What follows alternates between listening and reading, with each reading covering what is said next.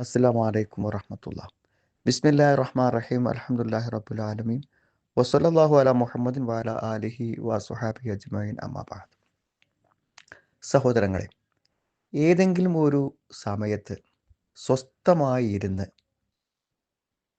വായക്ക് രുചിയുള്ള എന്തെങ്കിലും ഒരു ഭക്ഷണം അല്ലെങ്കിൽ ഒരു പാനീയം സന്തോഷത്തോടു കൂടെ കഴിക്കൽ നമ്മുടെ ഭൗതിക ജീവിതത്തിലെ ആസ്വാദനങ്ങളിൽ പ്രധാനമായ ഒന്നാണത്.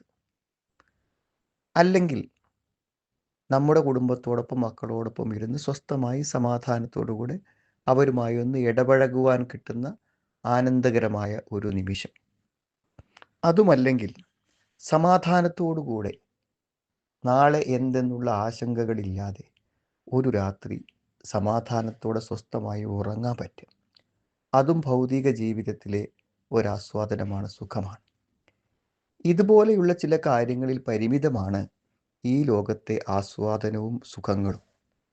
എന്നാൽ ഇതിനെല്ലാം നല്ല അവസരങ്ങളുള്ള ആളുകൾ, ഉറങ്ങാൻ നല്ല മെത്തയും നല്ല വീടുമുള്ളവർ, കഴിക്കാൻ അവർ ഇഷ്ടപ്പെടുന്നതും ആഗ്രഹിക്കുന്നതും വീട്ടിലുണ്ടാക്കിയും പുറത്തു പോയും ഒക്കെ കഴിക്കാൻ കഴിയുന്ന സാമ്പത്തിക ശേഷി ഉള്ള ആളുകൾ, വളരെ സമാധാനത്തോടുകൂടെ തൻ്റെ കുടുംബത്തോടൊപ്പം കഴിയാൻ പറ്റുന്ന ഭാര്യയും മക്കളും മാതാപിതാക്കളും എല്ലാം ഉള്ളവർ, ഇവർക്കൊക്കെ സത്യത്തിൽ ഇതൊക്കെ ആസ്വദിക്കാനും അനുഭവിക്കുവാനും സാധിക്കുന്നുണ്ടോ എന്നതാണ് പ്രശ്നം. അപ്പോൾ ഇവിടെയുള്ള അടിസ്ഥാന കാര്യം ഇതൊക്കെ ഉണ്ടോ എന്നതല്ല, മനസ്സംതൃപ്തിയോടുകൂടെ ഇതൊക്കെ അനുഭവിക്കുവാനും ആസ്വദിക്കുവാനും ഒരു കാഴ്ചപ്പാടാണ് നമുക്ക് വേണ്ടത്. പണത്തിലപ്പുറം നമുക്കുണ്ടാവേണ്ടത് അതാണ്. നമ്മളെല്ലാവരും വിചാരിക്കുന്നത് പണത്തെ അധ്വാനിച്ചും കഷ്ടപ്പെട്ടും കിതച്ചും നമ്മൾ ഓടി പിടിച്ചു കൊണ്ടുവരണമെന്നാണ്. നമ്മുടെ ജീവിത വരുമാനങ്ങൾക്ക് എന്തെങ്കിലും ഒരു അധ്വാനം ആവശ്യമാണ്, അല്ലാതെ പറ്റില്ല. അത് നമ്മൾ നിർവഹിക്കേണ്ട ഒരു കാര്യം. എന്നാൽ സുഹൃത്തുക്കളെ, നമ്മൾ മനസ്സിലാക്കണം, നമ്മുടെ റിസ്ക്, നമ്മുടെ ഉപജീവനം അത് നമ്മളെ തേടി വരുമെന്നതാണ്. അങ്ങനെ ഒരു ആശയം വിശുദ്ധ ഖുർആൻ നമ്മളെ പഠിപ്പിക്കുന്നുണ്ട്. എല്ലാം ഇട്ടെറിഞ്ഞുകൊണ്ട്, വീടും നാടും എല്ലാം ഉപേക്ഷിച്ചുകൊണ്ട് ഹിജ്റ പോകുന്നവരെ കുറിച്ച് പറയുമ്പോൾ സൂറത്തു നിസാ 100-ാമത്തെ വചനത്തിൽ ഇങ്ങനെ കാണാം: വമൻ യുഹാജിർ ഫീ സബീലില്ലാഹി യജിദ് ഫിൽ അർളി മുറാഗമൻ കസീറൻ വസഅ. ആരെങ്കിലും അള്ളാഹുവിൻ്റെ മാർഗത്തിൽ എല്ലാം ഉപേക്ഷിച്ച് ഹിജ്റ പോവുകയാണെങ്കിൽ അവന് ഭൂമിയിൽ ധാരാളം അഭയസ്ഥാനങ്ങളെ, രക്ഷാകേന്ദ്രങ്ങളെ അവന് കണ്ടെത്താനാവുന്നതാണ്. കാരണം അവൻ എവിടെ നിന്നൊക്കെയാണ് അള്ളാഹു സഹായങ്ങളും സമ്പത്തും സൗകര്യങ്ങളും കൊടുക്കാന്ന് അറിയാൻ പറ്റൂല. അപ്പോൾ ഇവൻ യഥാർത്ഥത്തിൽ തനിക്കുള്ളതെല്ലാം ഇട്ടെറിഞ്ഞു പോവുകയാണ് ചെയ്യുന്നത്. ആ ഇട്ടെറിഞ്ഞു പോകുമ്പോൾ, ഒന്നുമില്ലായ്മയിലേക്ക് പലായനം ചെയ്തു പോകുമ്പോൾ അവന് പലതും അള്ളാഹു കൊണ്ടുവന്ന് കൊടുക്കുമെന്നാണ് പറയുന്നത്. നാം സൂക്ഷ്മതയോടെ സത്യസന്ധതയോടുകൂടെ ജീവിക്കുമ്പോൾ അള്ളാഹു നമുക്ക് റിസ്കിനെ തരും. മിൻ ഹൈസുല യഹ്തസിബ്, വിചാരിക്കാത്ത വഴികളിലൂടെ അള്ളാഹു നമുക്ക് റിസ്കിനെ തരും. അപ്പോൾ റിസ്കിന് വേണ്ടി, ഉപജീവനത്തിന് വേണ്ടി ഓടിക്കിതച്ച് വിശ്രമമില്ലാതെ ഒരു നേരം ഭക്ഷണം കഴിക്കാതെ ഉറങ്ങാതെ ഓടിക്കിതക്കുന്ന ആളുകൾ ആലോചിക്കുക.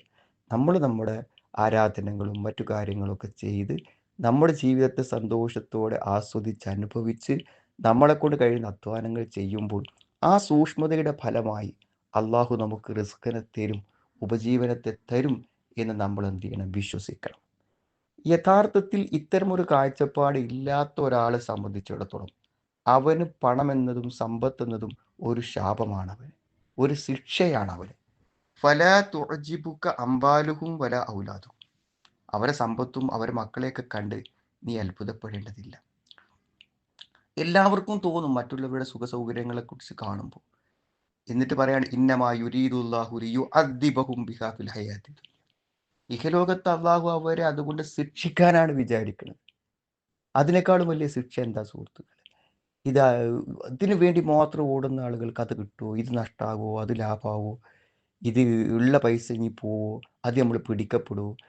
എന്തൊക്കെ ബേജാറുകളാണ്! ഉണ്ടാക്കാനുള്ള അധ്വാനം, അതിനെ സംരക്ഷിക്കാനുള്ള അധ്വാനം, അത് നഷ്ടപ്പെട്ടു പോകുമോ എന്നതിനെക്കുറിച്ചുള്ള വ്യാകുലതകൾ.